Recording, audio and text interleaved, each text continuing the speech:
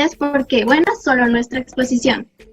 Hoy les hablaremos sobre el derecho, pero ustedes estarán preguntando ¿qué derecho? Porque hay muchos tipos de derecho. Está el derecho administrativo, también tenemos el derecho penal, el derecho objetivo, que ya lo conocemos, y nosotros nos vamos a enfocar en el derecho subjetivo. Sí, en el derecho subjetivo. Vamos a mencionar sus conceptos, su definición, por supuesto, y sus diferentes elementos, también sus clasificaciones, y tampoco vamos a dejar de lado las curiosidades que tiene el derecho subjetivo, porque nosotros entendemos que todo lo subjetivo es bastante interesante. Pero antes de adentrarnos a explicar lo que es el derecho subjetivo, recordemos un poco lo que el grupo anterior nos mencionó sobre el derecho objetivo, porque hay que dejar claro todo para que lo podamos entender de mejor manera. Bueno, el derecho objetivo es regular la conducta de las personas en un determinado periodo y también en un determinado territorio concreto. O sea, nos están diciendo concreto. Lo concreto es algo que se mantiene. También nos mencionaron que el derecho objetivo es heterónomo. Y nosotros nos estaremos preguntando qué es la heteronomía. Bueno, lo heterónomo en el derecho objetivo es que se encarga de legislar y establecer las normas que no tienen una relación directa con las personas que deben cumplirla, por supuesto, ¿verdad? Entonces, esto es un punto interesante porque no hay oposición entre el derecho objetivo y el derecho subjetivo. Más bien hay una correspondencia, y esto quiere decir que el derecho subjetivo existe, pues encuentra el reconocimiento, o sea, su validez por el derecho objetivo. Y esto a su vez hace que cobre sentido, porque este se otorga a quienes está dirigido, o sea, esto es el derecho objetivo. Ahora, José, ¿nos puedes decir un poco más sobre el derecho subjetivo?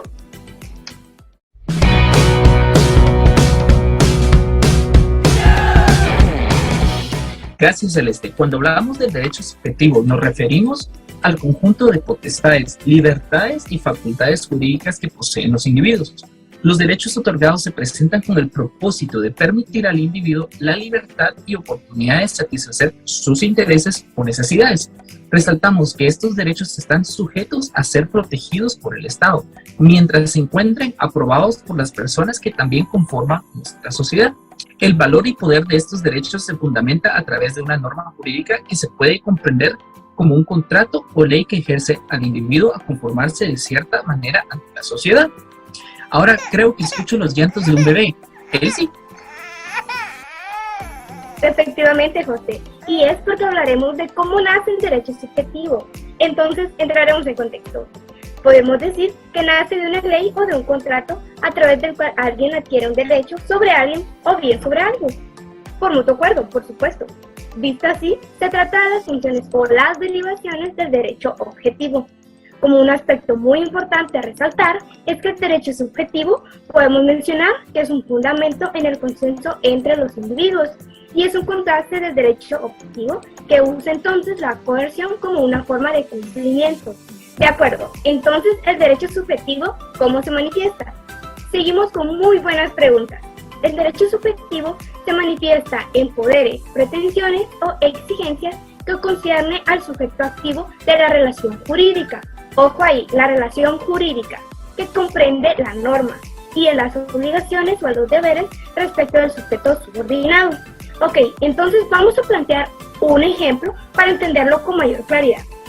Tenemos entonces la libertad de expresión. La libertad de expresión entonces es un derecho subjetivo, ya que cuenta con sus límites y también es ejercida a discreción de cada persona. Pero esa misma libertad encuentra sus límites en una norma jurídica objetiva, que establece también sus responsabilidades y eventualmente sus consecuencias. De acuerdo, José. Entonces te devuelvo tu taza. Gracias, Elsie. Ya tenía sed. Entre otros ejemplos también podemos mencionar los derechos familiares que establecen vínculos entre los ciudadanos, libre ejercicio de la política y ser libre de asociarse con un grupo que uno quiera. También el derecho a la propiedad. Ahora que ya conocemos un poco del concepto y definición, pasaremos a explicar elementos. ¿Pero elementos de qué? ¿Samuel? Claro, José. El derecho subjetivo tiene varios elementos, que no son 4 como fuego, aire, tierra y agua, sino que estos son 3 que explicaremos en breve. Pero para entrar más en contexto sobre cada uno de estos elementos, es importante que identifiquemos la aplicación de la subjetividad en el ámbito pero jurídico, mostrando así cómo cada ciudadano logra satisfacer sus diferentes necesidades con lo que cuenta dentro de la sociedad. Ahora, ligadas desde los derechos constitucionales concedidos. ¿Qué más tienes para decirnos, Melanie? Gracias, Sammy. Bien, pues fíjate que comenzaré a explicarles sobre estos elementos: la facultad, la obligación y la norma, pero no norma tu vecina. La facultad es el que ejerce entre sujetos, más específico el sujeto activo, que es la persona física y jurídica que tiene el derecho a exigir el cumplimiento de una determinada obligación a otra persona. Para ser más claros, vamos a ejemplificar. Si lo vemos desde el derecho penal, la persona que realiza un acto delictivo se denomina sujeto activo de un delito. Esto le daría la facultad al juez de ordenar su captura por la potestad que le infiere el cargo de ser juez. Ahora explicaremos la obligación, que es la que cae sobre el sujeto pasivo. Entonces, ¿qué es el sujeto pasivo? Es la persona física o jurídica que tiene que hacer frente a una obligación a favor de otra parte. Si aún no queda claro, vamos a dar una explicación más detallada. Este concepto surge por un vínculo entre dos partes. Por ejemplo, un contrato. ¿Sí? Un contrato de compra-venta, el comprador y el vendedor. En contraposición a la figura del sujeto activo, que será la persona que tiene derecho a exigir el cumplimiento de la obligación, o sea, el vendedor, al sujeto pasivo, que sería el comprador. También podemos decir que la obligación es el vínculo jurídico que nos instruye la necesidad de pagar alguna cosa conforme a las leyes de la ciudad. Como último elemento, la norma. El derecho subjetivo se basa siempre en la norma. Esta nace como la observancia del fenómeno social. Es la base para ejercer la ley. El ejemplo de los elementos en correlación, o sea, todos juntos para el derecho subjetivo, podría ser en materia comercial la relación entre un empleado y un empleador. En lo que corresponde al empleador, decimos que él tiene la facultad de contratar los servicios de una persona para determinada actividad. También se cumple la obligación, ya que al ejercer una relación laboral, el empleador tiene la obligatoriedad de cumplir con lo estipulado en la ley para el empleado. Con esto último, la norma se establece a través de la ley laboral. Te devuelvo la taza, Sammy. ¿Qué nos tienes que decir? Gracias, Melanie. Me hacía falta el cafecito. Por otro lado, también tenemos a las teorías dadas por esta misma doctrina. Comencemos por la primera. La teoría de la voluntad. Es esta que considera a la voluntad del individuo como elemento central, el punto central del derecho subjetivo. Citaremos a Friedrich Karl von Savigny, que inicia esta concepción voluntarista presentándose como un poder de la voluntad individual. Incluso Bernard Winship aclara que el derecho subjetivo es el poder o señorío de la voluntad concedido por el ordenamiento jurídico al individuo, la cual indica un factor que exige el cumplimiento de la conducta. Como consecuencia, se tomarán medios coactivos. Es parte de este elemento, la voluntad del sujeto, para que se realice el derecho objetivo. Y sería entonces, si no pagas, te vas a la lista de los morosos, ¿va? Muy bien. Vamos entonces ahora con la teoría del interés. Pero no es el interés que le metiste a tu ex, es el interés jurídico. La teoría del interés es la teoría que expone el elemento central del derecho subjetivo. Ya que Rudolf von Lering aclara que tener voluntad es sinónimo de querer, voluntad, querer. lo que en realidad busca aprovechar. Otro elemento que menciona Lering es la protección del interés. Protección del interés se refiere a la protección del mismo otorgado por el ordenamiento jurídico. Veamos un ejemplo. Aquí habla del beneficio propio del otorgante. Esto podría ser como un contrato de arrendamiento, por ejemplo. A ver, Celeste, háblanos de la protección. Te paso el cafecito. Exactamente, Yasmín. Ahorita les voy a hablar de la protección, pero no exactamente de la protección que nosotros utilizamos para nuestros celulares, sino que nosotros abordaremos aquí la teoría de la protección. Y la teoría de la protección da a conocer que no es el interés protegido propiamente el elemento, sino que la protección aquí es hacia el interés, refiriéndose al medio de protección y no al interés en sí. Entonces, esto nos da como conclusión que el derecho jurídico subjetivo es el que pretende realizar lo que el ordenamiento jurídico manda y remover lo prohibido siendo una expectativa. Entonces aquí nosotros tenemos una frase que va amarrado con lo que les acabo de explicar, que nos dice que el candado que protegía la cueva y no la cueva protegida. Podemos ejemplificar. Coloquemos un contrato de matrimonio. En un contrato de matrimonio tenemos a dos personas. O sea, ambas partes forman el contrato social. Entonces, este contrato tiene como deber protegerlos a los dos. Entonces, esto es lo que sería la teoría de la protección. Ahora, ¿qué nos tienes que decir, William? William. Perdón, estaba un poco distraído. ¿Estás hablando del divorcio? No. ¿Cómo sea? Dame mi cafecito, por favor. Les voy a platicar un poco acerca de lo que sería la teoría ecléctica, también llamada como mixta. Toma una base en la teoría de la voluntad y del interés. George Jenelic nos dice que sus elementos son esenciales, explicando el derecho subjetivo como un bien o un interés protegido por el poder de la voluntad del individuo. Como lo expresa Francesco Ferrera, nos plantea resaltando la fuerza jurídica, donde el poder de la voluntad va dirigida a un interés protegido por la ley. Bueno, ahorita vamos a hablar un poco más, Jordana, contigo. Cuéntanos. Ok, William, así es. Te voy a explicar otra teoría.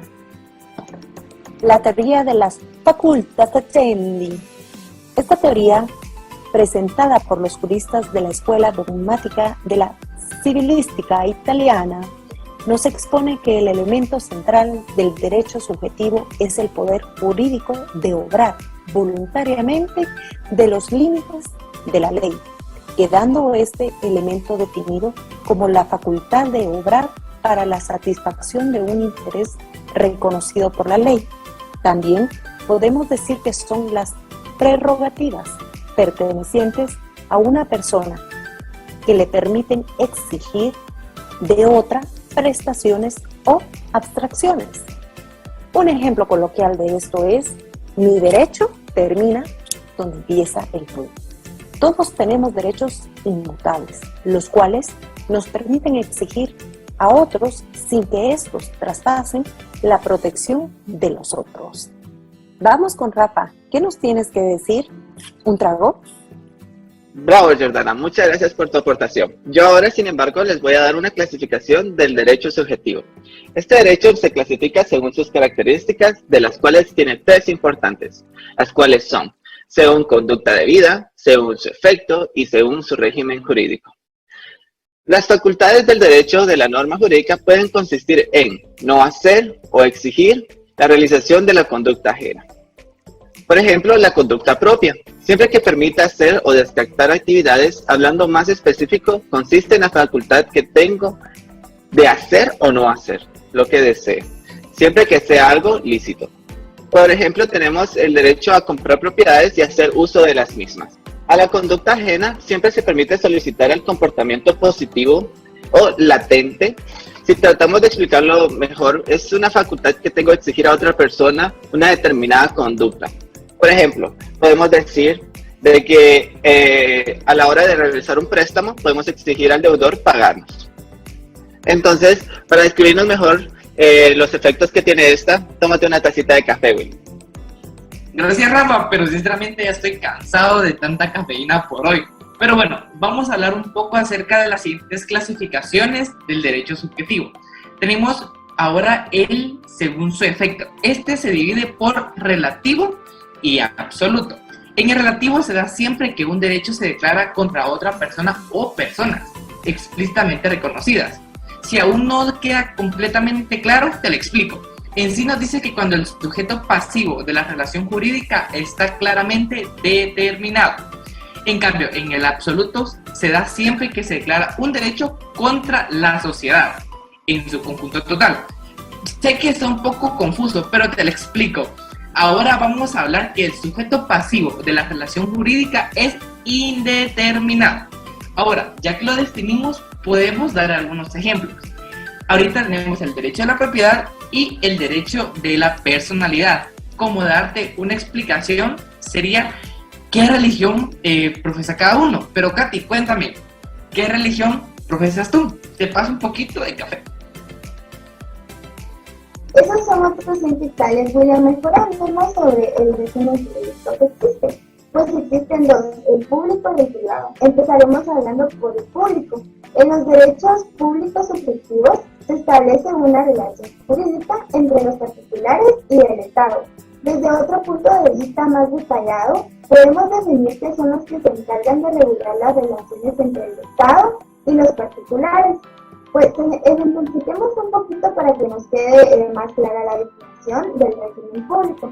Podría ser el derecho político al voto, también el derecho de protección jurídica y las obligaciones patrimoniales.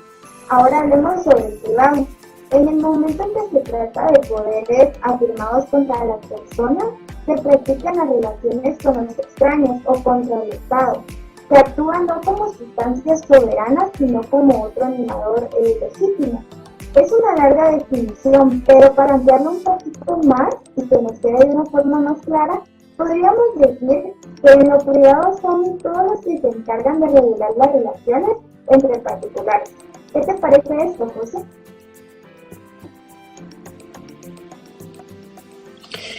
Excelente, Catherine. Gracias. Ahora te tengo que mencionar que el derecho subjetivo se divide en tres grandes grupos. Te daré el primero, que son los derechos subjetivos públicos. Son los que tiene el individuo por el hecho de ser, solo el nacer, sin tomar en cuenta su sexo, edad o nacionalidad. Esto basta solo con ser una persona y ya te otorga estos derechos. Un ejemplo, más bien dicho, 4 ejemplos son el derecho político del voto, pero que no sea por llamar ley, derecho de protección jurídica, la acción de tutela y obligaciones patrimoniales. Ahora, Jasmine, no sé si me entiendes. Eso, gracias, José, ya quería cabecito. Pero, a ver, déjame ver. Entonces, a ver si entendí. Los derechos subjetivos públicos, entonces vos los traes simplemente porque ya naciste, ya los tenés. Ah, bueno, vamos a ver entonces. Yo te voy a explicar ahora los derechos subjetivos políticos. Dice que son los que tienen los individuos cuando actúan en calidad de ciudadanos. Ah, re fácil entonces. Eso quiere decir que tienen que ser miembros de un Estado. Son más restringidos que los públicos, puesto que es necesario para poseerlos ser nacional de un Estado y ciudadano del mismo, obviamente. Pero bueno, yo no me quiero hacer la interesante en todo este tema, mejor dejemos ahora que él sí nos comente un poco más acerca del otro tipo de derechos que son los civiles. Él sí, a ver, yo creo que todavía el cafecito que eres tengo. Jasmine siempre nos explica cosas muy interesantes, pero ahora yo les hablaré del último grupo, que son los derechos subjetivos civiles. Estos también son llamados privados, que son los que tiene cada individuo en sus relaciones de carácter privado, por supuesto. Se relacionan directamente con la persona misma y que está íntimamente unida. Se llaman también personalísimos. Repetiremos entonces la palabra para que se nos quede un poco más claro. Personalísimos. ¿Y esto qué quiere decir entonces? Esto quiere decir que son inherentes al sujeto. Quiere decir también que el sujeto no puede desprenderse de ellos, que por su naturaleza están unidos a él y que no son transmisibles. Me gustaría también que miráramos los derechos patrimoniales. ¿Qué son los derechos patrimoniales?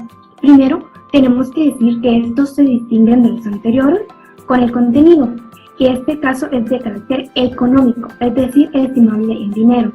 Más claramente estamos hablando de moneda. A esto agregaremos que mientras las personas no son encajables ni transmitibles, los segundos en términos generales sí lo son.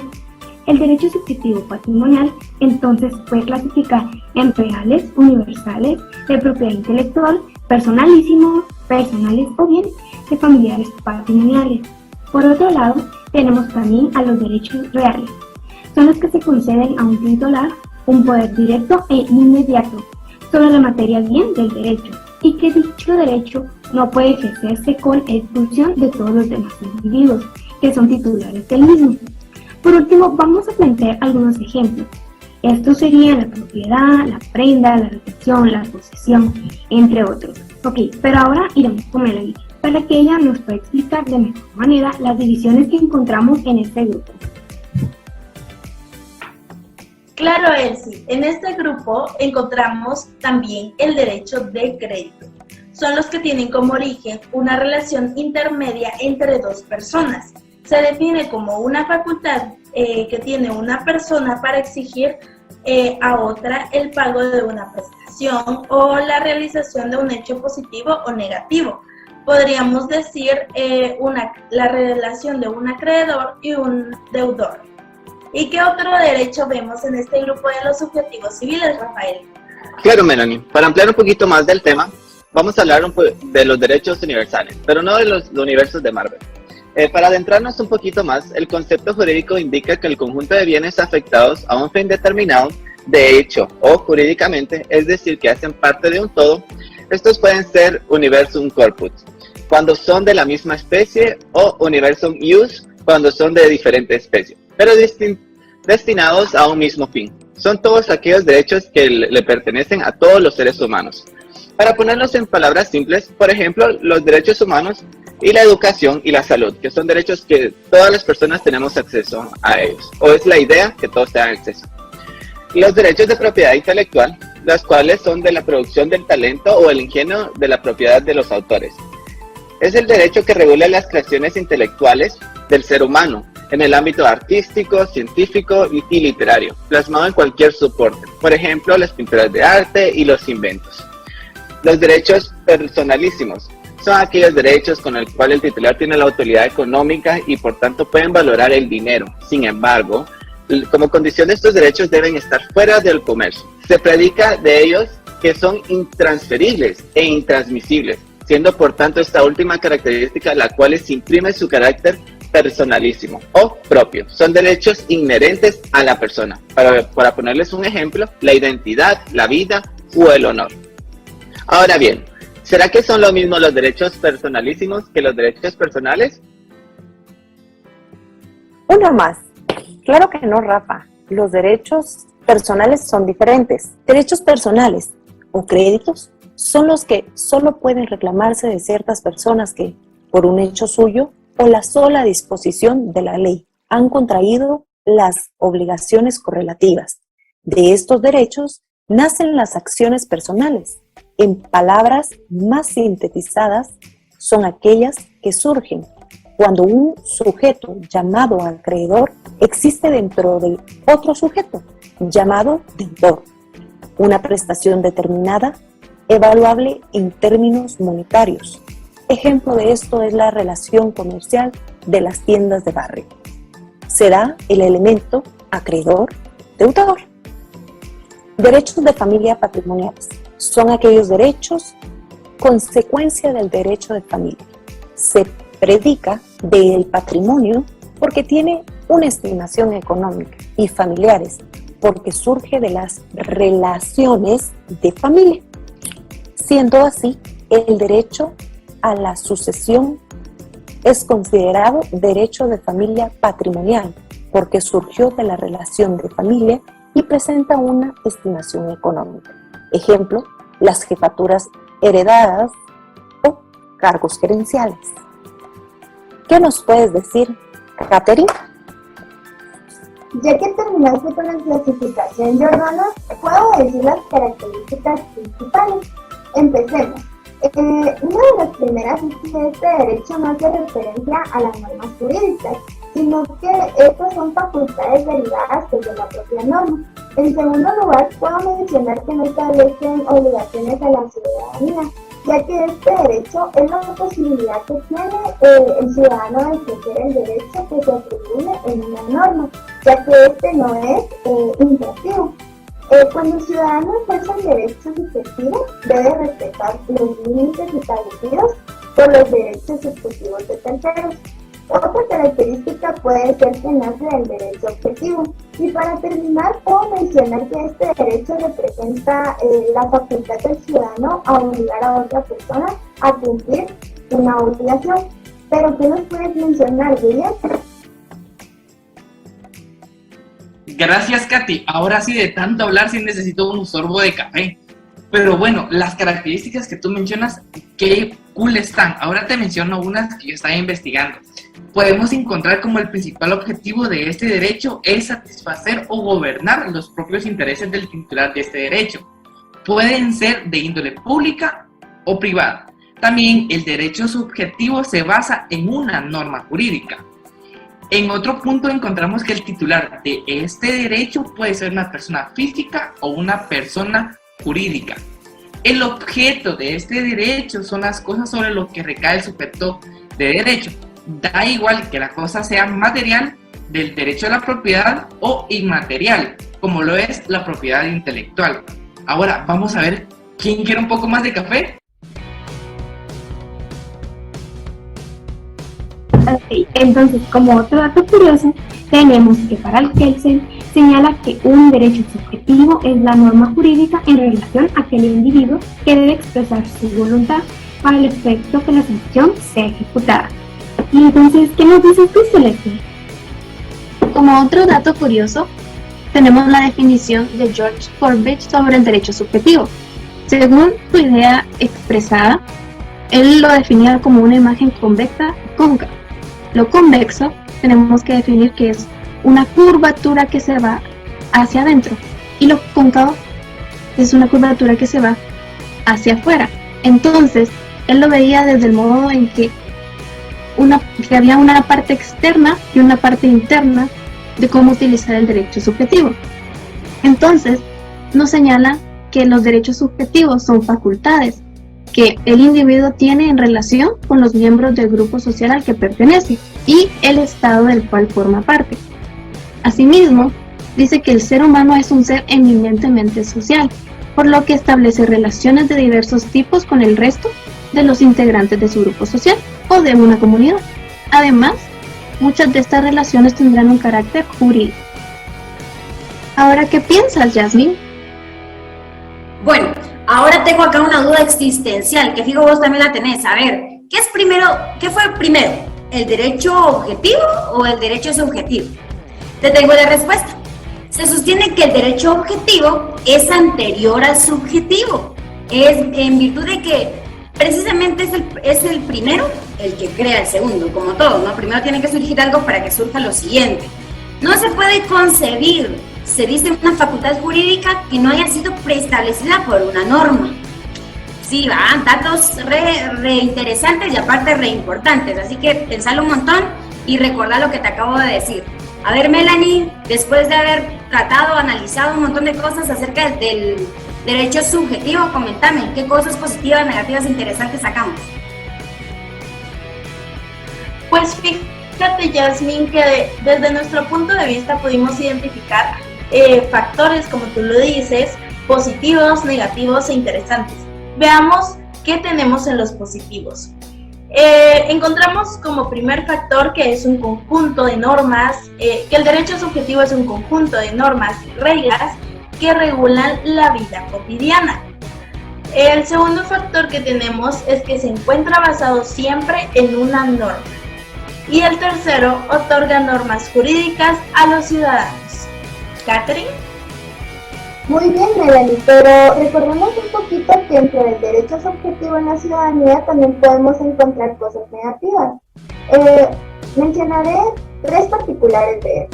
La primera puede ser que no hay derechos absolutos. La segunda puede ser que no se puede actuar limitadamente.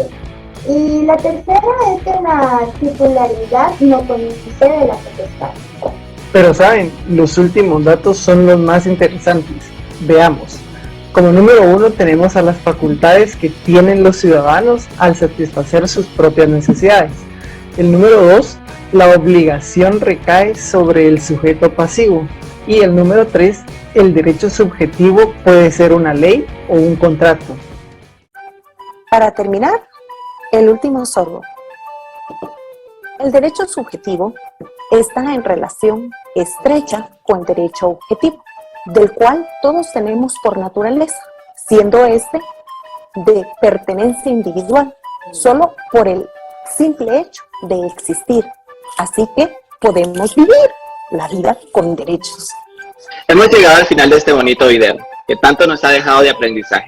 En síntesis, el derecho subjetivo es hablar del individuo y a su vez de las libertades adquiridas como obligaciones a la hora de interactuar en la sociedad. Como personas es importante hacer valer dichas facultades que proporcionan el derecho subjetivo frente a todos los sujetos y grupos que radican dentro del Estado, ante el deber jurídico que se deriva de exigir a cumplir cierta conducta.